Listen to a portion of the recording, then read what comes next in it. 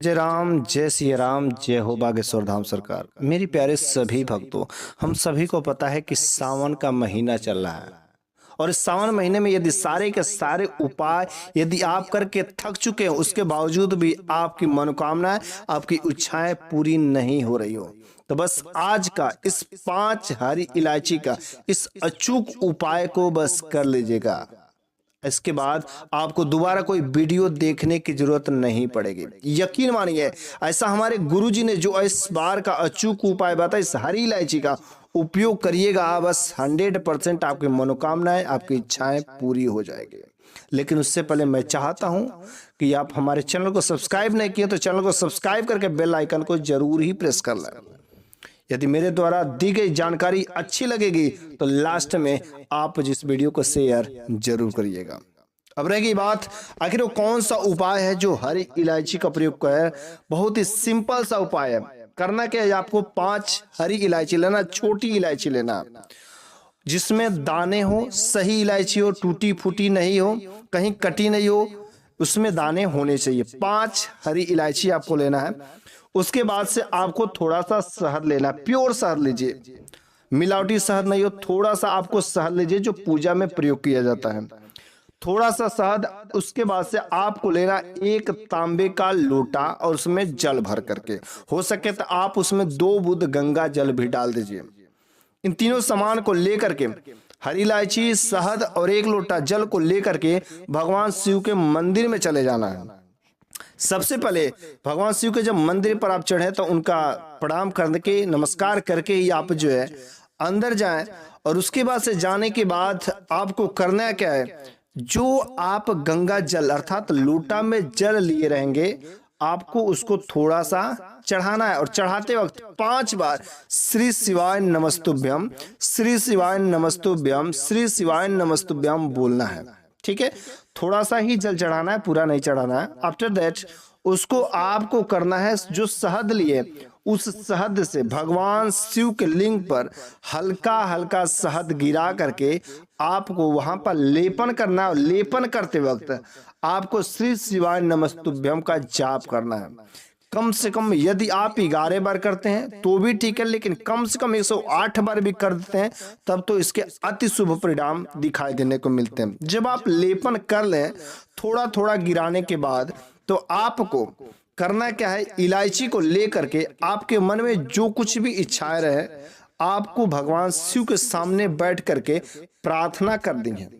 प्रार्थना करने के बाद आपको उस इलायची को, 5 इलायची है, 5 जगह पर आपको चढ़ाना है, उसी शिवलिंग पर, क्योंकि शिवलिंग पर ही सब जगह स्थान निर्धारित है। किसका स्थान कहां पर है, तो पहला स्थान आपको भगवान गणेश जी को चढ़ाना है, क्योंकि प्रथम पूज्य गणेश को ही सबसे पहले कुछ भी चढ़ाया जाता है।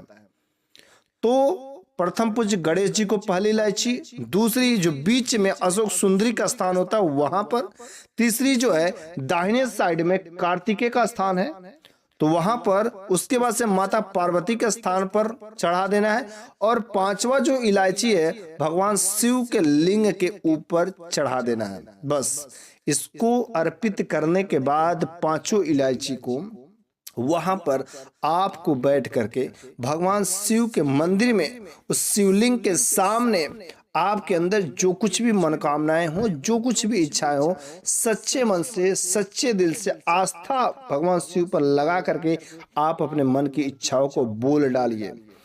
एक बार नहीं, बार बार बोलिए, रो करके बोलिए, क्योंकि जब तक बच्चा रोता नहीं तब तक माँ उसे कुछ देती नहीं है।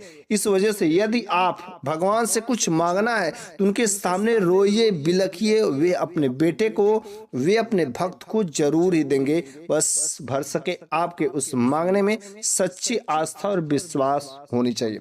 दूसरा नंबर की बात है, यदि आपका इच्छाएं अधूरी नहीं हो, यदि आपका कोई काम पूरा नहीं हो रहा है, कोई काम कर रहे हैं उसके बावजूद भी वह काम बार बार बिगड़ जा रहा है, किसी अड़चन की वजह से काम में रुकावट आ जा रही, आप इस उपाय को कर डालिए। करना क्या है, आपको 1 चम्मच या थोड़ा सा शक्कर लेना है। 1 चम्मच शक्कर ले लीजिए, शक्कर लेना। उसके बाद आपको बेलपत्र लेना, ताजा बेलपत्र, फ्रेश हो, कहीं से भी कटा फिटा नहीं होना चाहिए, फटा भी नहीं होना चाहिए, साफ सुंदर बेलपत्र हो। उसके बाद से आपको लेना 1 तांबे का लोटा जिसमें जल भरा हो।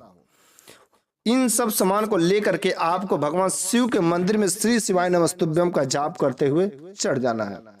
जैसे आप मंदिर में चल जाते हैं तो वहां पर भगवान शिव के लिंग पर थोड़ा सा जल चढ़ाना है और उस मंत्र को भी बोलते रहना है, श्री शिवाय नमस्तुभ्यम। ठीक है।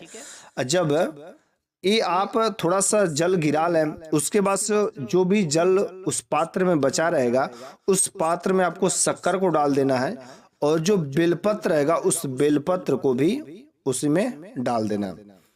उसको करने के बाद आपको अब उस लोटे के जल को आपको भगवान शिव के लिंग पर धीरे धीरे अर्पित करना है और उस समय आपको भगवान शिव का मंत्र का भी जाप करना है, श्री शिवाय नमस्तुभ्यम, श्री शिवाय नमस्तुभ्यम। कम से कम 11 बार बोलना है, तब तक आपका पतली धारा में जलधारा गिरनी चाहिए। उसके बाद जब जल चढ़ जाए, जल अर्पित कर लेते हैं, आपको वहां पर बैठ जाना है और भगवान शिव के लिंग के सामने आपके अंदर जो कुछ भी इच्छा है आप उनके सामने बोल डालिए। जो कोई भी काम आपका पूरा नहीं हो रहा वह काम उनसे विनती करके कहिए कि हे भगवान, जो कुछ भी मेरे रास्ते में रुकावट हो रहा है उस रुकावट को समाप्त करिए। कोई आपका दुश्मन हो उसको दिमाग में, उसके माइंड में बदलाव करिए ताकि वह मेरे खिलाफ नहीं करे। बस आपको इस आपकी मनोकामना को, जो कुछ भी आपकी इच्छा है उनके सामने बोलना है। 100% है, कुछ ही दिनों में इसके शुभ परिणाम आपके जीवन में दिखाई देने लगेंगे। बस यदि आपको भगवान शिव पर भरोसा है, उन पर आस्था है, विश्वास है, यदि सच्चे दिल से उनको अपना गुरु मानते हैं, भगवान मानते हैं, 100% आपको इसके परिणाम दिखाई देंगे। लेकिन यदि इसे आप ढकोसला मानते हैं, अंधविश्वास मानेंगे तो आपका कोई भी काम पूरा नहीं होगा। यदि आप मानते हैं तो उस पत्थर में भी भगवान है, नहीं मानते हैं तो पत्थर है। बस आपको मानने और ना मानने का खेल है। मान गए तो वह आपका काम 100% है, पूरा होगा।